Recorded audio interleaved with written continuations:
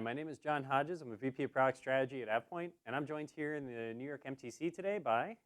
My name is John Peluso. I'm Senior Vice President of Product Strategy at AvePoint. And John, you're all dressed in red today. What's that all about? So the people I typically talk to as a product manager are the privacy officers and security officers who are typically the naysayers on the journey to Office 365. So we're going to look at some of the positives of why a company goes to Office 365 today. But we're going to spend some time giving you a strategy that you can use to help overcome the objections that you're going to find from that side of the house. Right. And so the audience that I normally deal with is the business stakeholders. So these are folks that are the ones driving for some of the innovations and productivity gains that Office 365 promises. But they're also pretty concerned about the governance of a system like this because they're the ones that really have a close, intimate connection with the data. And so their processes, their data integrity is all very important to them.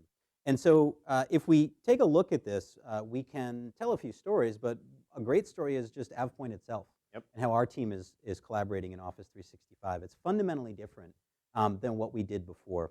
We're a global organization. We're in many countries. We've got lots of different teams that work that are somewhat independent but occasionally work together. And so the sharing functionality in Office 365, being able to quickly spin up a group that will share notes and plans and tasks and information, really, really key. Especially when we work with customers or partners on projects, being able to do that very quickly and easily without involving our IT department to set up an extranet or to create a VDash account or something like that has been really, really powerful. What we found is it, again, has fundamentally changed from kind of an ad hoc method of sharing, which before was whatever that person in that role decided to do. Maybe they decided to use another cloud service or consumer service, or maybe they did a lot of emailing of content. Or maybe they did petition IT for some type of external-facing site in SharePoint. Now with Office 365 groups, even the ability to do one-click sharing and say, I want to share this document right from Word or right from Excel or from my OneDrive. It's very, very powerful. But John, that introduced a lot of risk as well, doesn't it? Yeah, absolutely. So when we think about how that actually comes to the privacy team's office, they hear, okay, great, we're enabling collaboration. But if we actually look at surveys of privacy officers, they fully expect accidental employee and accidental contractor data breaches to happen far more often than they ever expect a Sony data breach or one of those types of malicious intents. So these are folks who don't necessarily trust end users to always do the right things with their credentials. So let's actually think about it. As a privacy officer, one of the first questions they're going to ask is, who did you share this document with? So typically it would be you. Yeah. Or my direct team, maybe the other members of a project that I'm working on, something like that.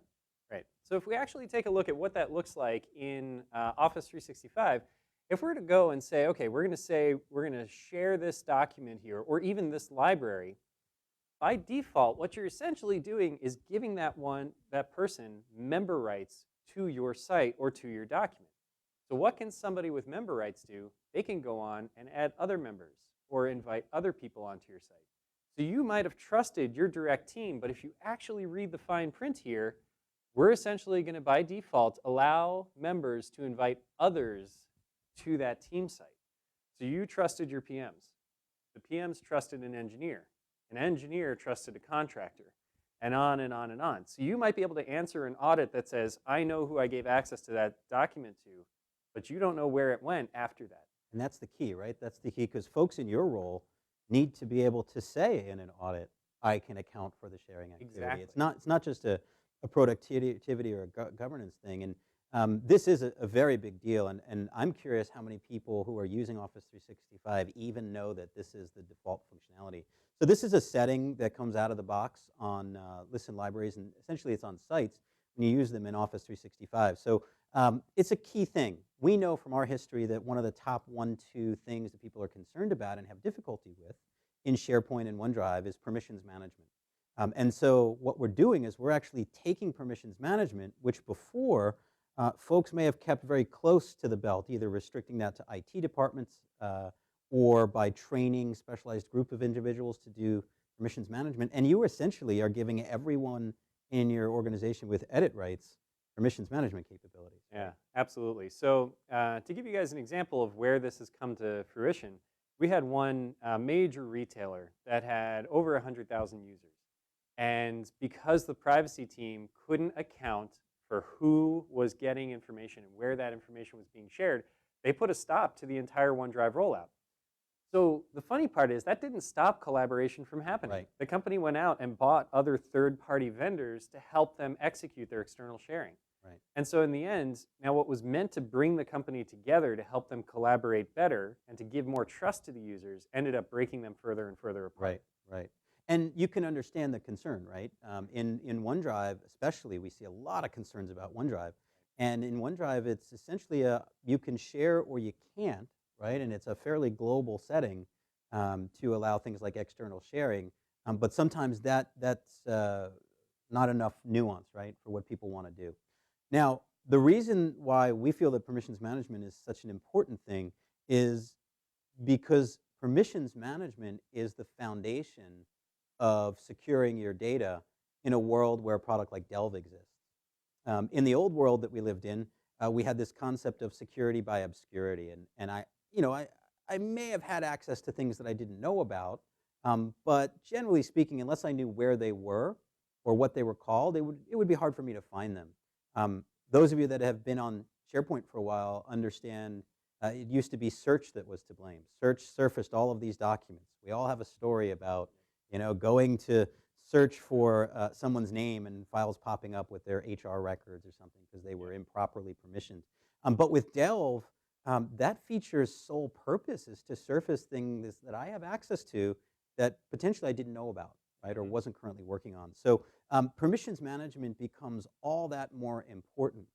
Now, John, I'm going to challenge a little bit this conversation because, yeah, there's a lot of risk there, and we're ringing the alarm bell. You're wearing your red shirt.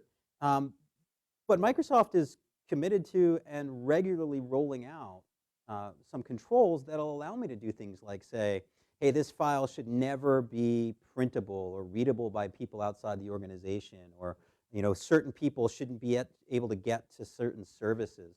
Right? Microsoft's rolling out a lot of that protection in Office 365. So sort of where does that put us? Where do we stand? Yep. So for most customers, essentially they can take those controls and say, yes, we can absolutely be accountable to use something like Secure Islands in the Azure RMS story to help encrypt some of the more sensitive documents we work with on a regular basis. And so the controls are absolutely there. You are 100% correct. I can turn off external sharing on my OneDrive. I can make sure these documents don't show up in Delve. But the challenge is that we as a company own far more information than you're going to find in the work that we do day to day. So you said it right, security by obscurity. As companies take things like their file shares, their home drives, or other things and start moving them up to Office 365, they're also moving a lot of dark data. This is information that we've owned as a company, and technically, John, you might not even be here at the company anymore to secure it. And so the challenge is relying on the end users to make that happen is not necessarily something that we can depend upon to stop our security breaches. We were having the conversation just the other day about mailbox migrations, right? Yeah. Think about someone's mailbox. One of the glories of Office 365 is I get a 50 gigabyte mailbox now. Wow, that's great. Yep. I'm going to bring all my PSTs in. But I'm not accessing those files, so I may be bringing along a lot of risk into this new system that I'm trying to keep clean and controlled. So what's the answer here? What do we do? So there's actually a few things that you could do from an Office 365 perspective that are going to help you secure and give privacy officers the tools they need to make sure that they are secure. So there's 3 key investments that Microsoft has made in Office 365. And these are the key investments that you need to make sure you understand, that you have switched on, and that you follow very closely, because these are some of the bigger updates that Microsoft has been making recently. So if you're following, they have a brand new DLP feed that they've introduced. This is one of the largest in-house developments that they've made in the Office 365 security front. And so this helps you understand and detect what information you have, help you understand when it's being shared or overshared potentially, without you even having to open up every document. So it is really a great feature to have powered on. And on top of it, once we've given people access to the information, they've got this great new acquisition they made last year around their ASM, so the Advanced Security Management Interface.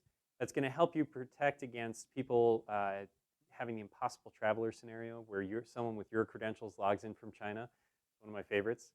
You know you travel too much for AvePoint when you get flagged by the impossible traveler, but you were actually traveling. Yeah, That's yeah. you know, that's a downside. Yeah, but even from a document perspective, after the documents have left AvePoint and they've, let's say, gone to a contractor, we also see Azure RMS as being one of the key points, the information protection there, of protecting our files long after they've left. Yeah. So this puts encryption and security on the files long after they've left our walls.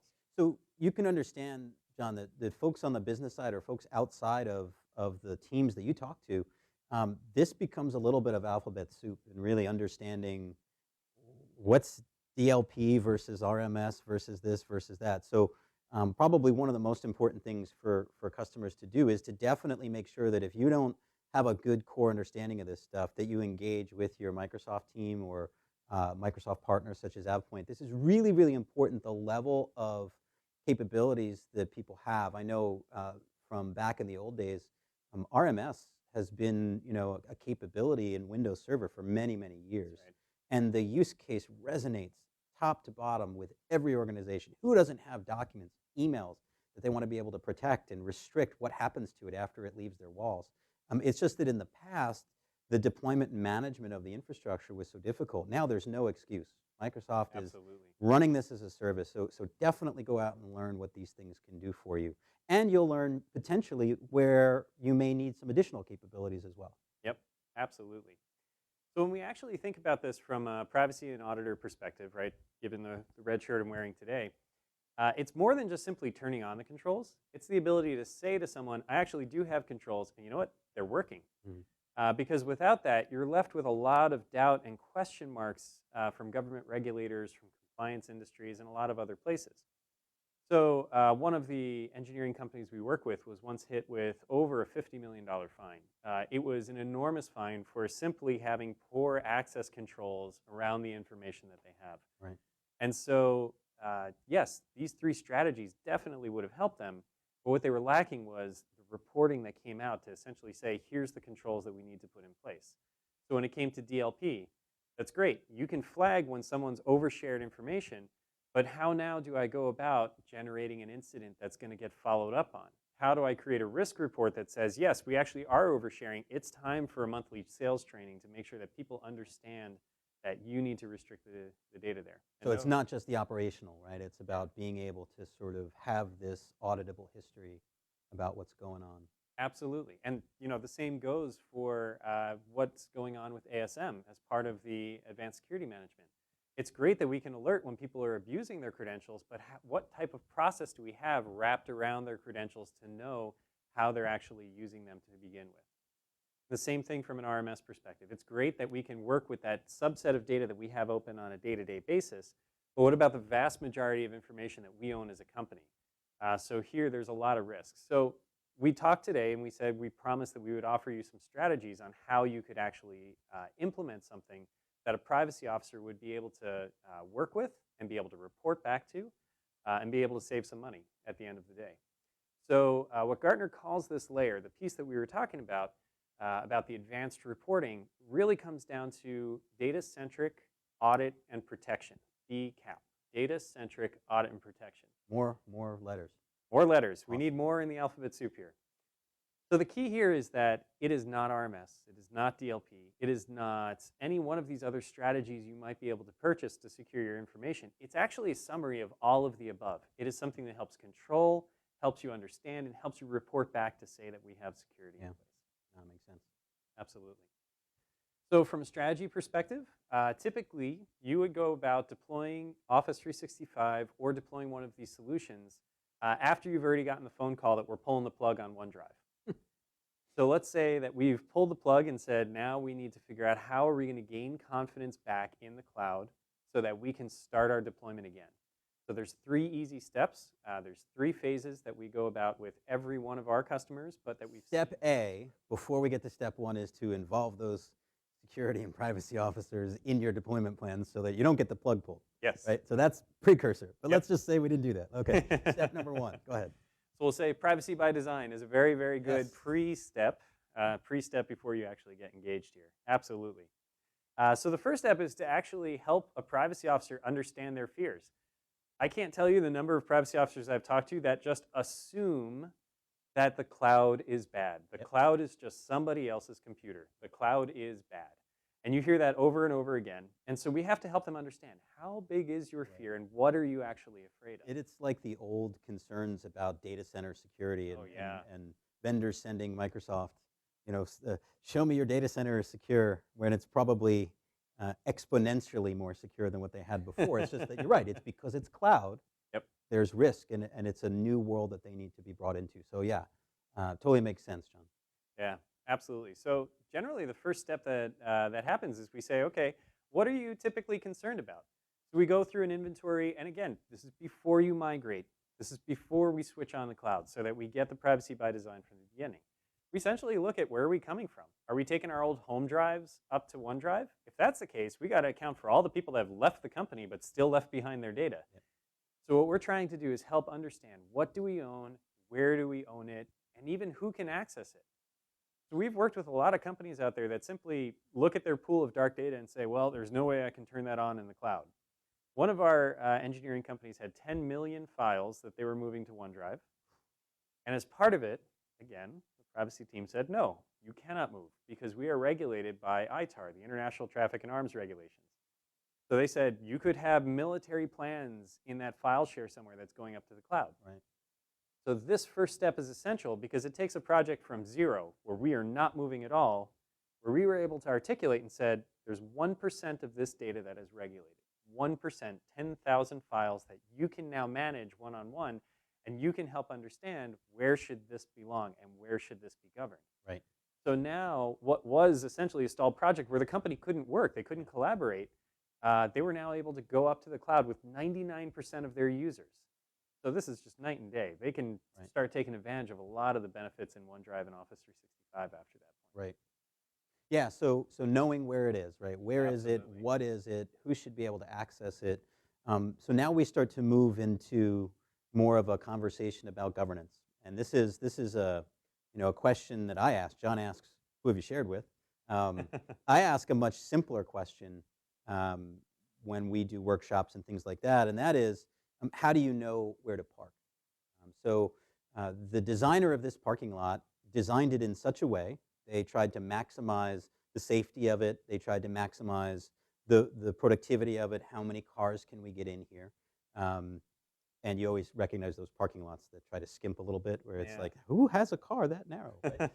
But there's a reality here in that the way I know where to park is that someone has put lines, right? Absolutely. If we just went in there and we allowed people to park wherever they wanted, go to a fireworks show, right, on the 4th of July, and where everybody's parking in the grass. We're not efficient parkers by design, right? We need lines. We need to know where we should be going, and this is guidance, right? So part of good governance is guidance to the user. Absolutely. This is how you should do something, and then being a bit assistive in helping them do it that way. And so when it comes to sharing processes, when it comes to what's allowed to go in Office 365, once we get our initial deployment out, we need to have these ongoing governance conversations. Absolutely. Right? And even better, the more they can be enforced, the better it is. Now, the reason I park in these lines is, number one, because I'm a really nice guy. And number two, because I know there's going to be a mall security cop or someone that's going to come around and enforce this and make sure that if I'm parked outside the lines, I'll probably get a ticket. Right. There are some really dangerous things, though. What if I'm not an inconvenience? What if I'm a safety hazard? What if I decide to drive the wrong way in this parking lot? Right? And so what we've done also in this parking lot is we've put up some concrete barriers to restrict the behavior of the riskiest things, right? And so any good governance plan really should be involving a lot of those things, and those are the 3 key points. Number one, guidance to the users about what they should be doing and how they should be doing it. Number two, some type of enforcement to make sure that people are doing it. The best way to enforce it is to not allow any other method, right? And so if I have a SharePoint policy around sharing external content, and I say, hey, it shouldn't be shared externally if it meets these conditions, 1, 2, and 3, and I can, train my users, but then if I have some type of mechanism that says, you can't share this document with this guy because this thing Yeah. right, makes that violate policy, you should be looking for those kinds of solutions. And that's where we get into the controls, the concrete barriers, right? So any good governance strategy, once you come onto the platform, is going to take those three things into account. So the challenge is though, so let's say you set up these parking lot rules. The way you and I work changes over time, right? Part of our team now works over in Europe and part of our team works in Asia Pacific. We've got new members that are coming on. We've got new deployments that are coming online. So our business is changing over Yeah. time. So how do these, I mean, we've painted the lines, right? So how do we adapt to how the business changes over time so that we don't get seen again as the stoplight in the Yeah. organization? Yeah, and there are some key governance attributes, right, that we see all the time. We've already talked about one of them, right? Permissions management, access permissions are a core governance attribute. I can stop people from doing the wrong thing with information if I simply don't give them access to that information. Hmm. So being able to periodically potentially say, hey, let's take a look at those permissions, or let's discover why this permission problem existed in the outset is important. Also, I can't tell you how many SharePoint problems and OneDrive problems, not so much because we do track ownership of a OneDrive, but SharePoint, is like the old file shares in the way that people who created that folder, people who put that data in there, they may not be here anymore, or the Yeah. rules may have changed, or they may have changed. And so being able to come up with a system to not just establish, but actually track and enforce ownership uh, is really key. Um, and it's not just from a security perspective. I can't tell you how many customers we have who say, I've migrated SharePoint from 2003 to 2007 to 2010. Now I'm migrating again to 2013 or to the cloud. But I've got all this stuff and I don't know if it's needed anymore. And the problem there is we don't know who to go ask. There's no Right, there's your dark enforced data all data over. ownership there. So that's really key as well. And as John was saying, it's not just classifying our documents, but also being able to classify containers of information. Maybe that's certain department members' OneDrives. The HR department's OneDrives are probably a little bit more important in terms of wanting to control things than someone who doesn't have access to a lot of classified information. Same thing with SharePoint sites, right? Some SharePoint sites are silly and small. Some of them are really important in terms of the documents they create. And this changes over time. We have many customers that we interact with, and we share functional spec documents, and a project may start pretty benignly, just sharing some statements of work, but then all of a sudden network diagrams start coming in. Yeah. And so the classification of where we share can really, really change over time. And so we want to make sure that we've got both a way to track where our risk really is, as well as processes to make sure we're keeping current on all this stuff. Absolutely. And so when we think about those three steps we talked about to help a privacy officer feel better about the cloud and all the data we're bringing, first step was to understand what data you had. The second step was really to understand now what governance controls we're going to put in place around it. So what we need to do is map the two of those together, and we actually do that at AvePoint. That's one of the software pieces that we've written over time that maps what you should be doing with what you are actually doing and produces essentially a heat map that says, you know what, you've got some classified information in a folder that has external sharing enabled. And we're going to give you a heat map that you now know where we can target and go after. Yeah, that's great. So in some senses, as a privacy officer, this actually makes you feel pretty good. You feel more at peace in the sense that no company will ever be perfect. No one will ever be perfect, and no system will ever be perfectly secure. But what we're essentially going to get to a point is I can articulate where the risk is Right. and where the bad parts are, so I can go after them. And I can help solve those problems very directly. Right. No, totally makes sense. And so examples of the kind of enforcement that you might want to do, and again, this goes over and above some of the basics, right? But here's a typical example, right? So a user is using a document, they put some information into that document that is restricted, and then they want to share that document in a location where restricted information isn't allowed. So, John, talk us through this. What's one of the things that we've been able to do here? Yeah, so if we think of an example of what it looks like to work on, let's say, a proposal that you might be sending out as a company, you could be sending out a proposal that has somebody's information in it or their resume in it as part of the bid. And so if we actually think about this, it's not uncommon for us to have a document that might have sensitive information posted right inside of it. So the great part is if you've got those security strategies from Microsoft deployed, Secure Islands is already going to be coming in and helping you recommend that this is something that needs to be secured or needs to be encrypted. Right. But part of the problem is we could still be choosing to post this in a library where everyone has access, Right. or risking it from where we share the information. Right.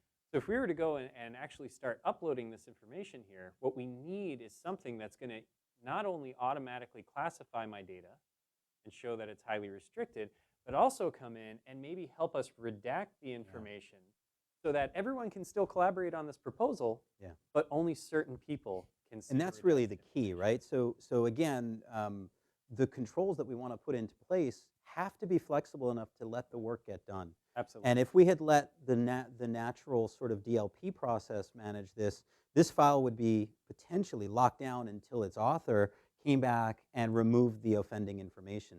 But in this method, all of that work is still happening. We're just not seeing the information that was Absolutely. restricted. Absolutely. And so this is definitely a better together story here, because at the end of the day, you're still going to want, for the excessive offenses here, you're going to want to have something that's going to educate the users. Yep. So having the DLP policy tooltips there is absolutely essential. Yep. That guidance aspect, guidance back for the user. Absolutely. But we need some way to let collaboration still continue. And part of that is, if you talk to a privacy officer or security officer, they're not going to say that we have to be perfect. Oftentimes, simply having an incident report that allows me to go back later on and say, you know what, I actually do have controls in place, and here's who saw the information. Right. That's also okay, because now we know where that data breach happened. Yeah.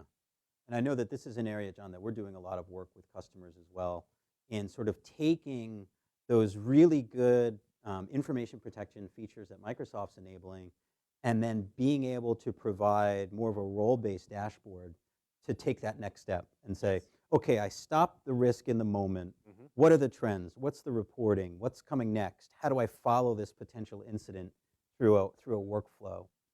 So this is an area that we're seeing a lot of interest in right now. Absolutely. So going over those 3 steps again, we understood where the data was. We had our classifications.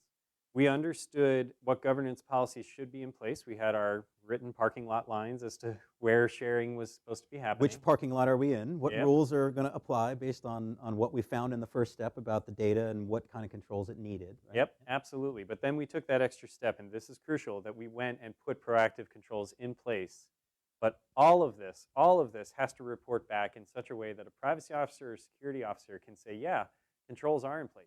Because at the end of the day, this means money to an organization. Yeah. So as a CIO or CISO, the folks that you typically talk to, they're coming out and saying, you know, we're trying to help enable collaboration and make more money out of the data we already own. A security officer and a privacy officer are thinking exactly the opposite. We're going to try and keep from losing money on the data that we own. And so this does end up meaning money to a lot of our organizations that we work with. So the company I talked to earlier that had a major fine for ITAR violations was actually able to save, by implementing a security program that wasn't just AvePoint, it was AvePoint and Microsoft and other vendors, that actually helped save them $20 million on that fine, because they were able to prove that controls from this point forward were in place. So it goes a long way to be able to have that type of data-centric solution there to protect your information. Yeah, and I think that's the key, right? The challenge is not that there are no tools available to you. Yes. Just by having Office 365, you have a tremendous amount of tools available to you to do this kind of data protection. What you need to be able to do is to stitch it together, all right, and stitch together a large story that you can take to these folks. That's what we're talking about, right? Full circle. So take them to the red shirt people and say, no, it's okay. Yes, there's risk. Yes, you're afraid. I know there was a global bank that was moving to Office 365, and I have to tell you, they gave us about a 380-line RFI document that said, my privacy people are concerned about this. My privacy people are concerned about this. And it just over and over again. So that's what's out there. There's fear, and it's a combination of educating them, but also, as you say, putting together a plan where we can prove that we know what data we have, we're placing it appropriately, and then we're protecting it appropriately. And we can report and audit on all that. Absolutely. Cool. Absolutely. So when we work with our accounts, generally we have been involved in globally deployed SharePoint environments and Office 365 deployments. And currently the solutions that we have to do this type of auditing and protection are serving over 5 million Office 365 users today. So, John, why don't we talk a little bit about how people can get engaged and maybe start piloting their trials of the AvePoint software to help protect their information in Office 365? Yeah, so the easiest place to go is the Azure Marketplace. The Azure Marketplace is a great location to look up AvePoint. You'll see our solutions around compliance and governance and management. And once there, you'll be able to sort of play with the software a bit. Certainly reach out to us at the credentials here provided. Happy to sort of have these conversations. We can share a lot of the experiences that we've had with other customers and hopefully get you through some of that roadblock, ideally before it happens, and put a plan together that makes sense. So, John, thanks for having this conversation today. I think it was a pleasure and an honor to be able to have this opportunity to talk to everyone. So get out there, deploy Office 365, prove you have the controls that you need, and go ahead and reap those benefits. Absolutely. Thanks very much, John. Thanks, John.